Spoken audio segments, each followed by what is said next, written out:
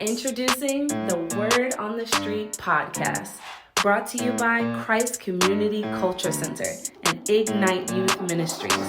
This is a weekly show where we not only explain the Word of God, but we also address taboo topics like church etiquette, the evolution of church culture, the effects of capitalism on Christian values, and so much more.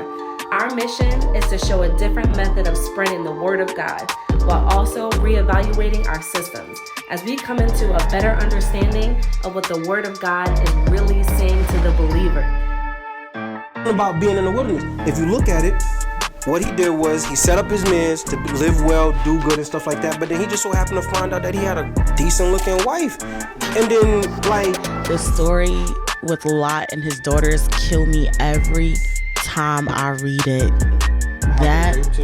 How they got him drunk and then had sex multiple nights.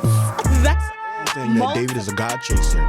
David's going to do whatever it takes to get into the presence of God, and that's what saved him. If you go to his predecessor, or that's when the person comes before, the predecessor, right?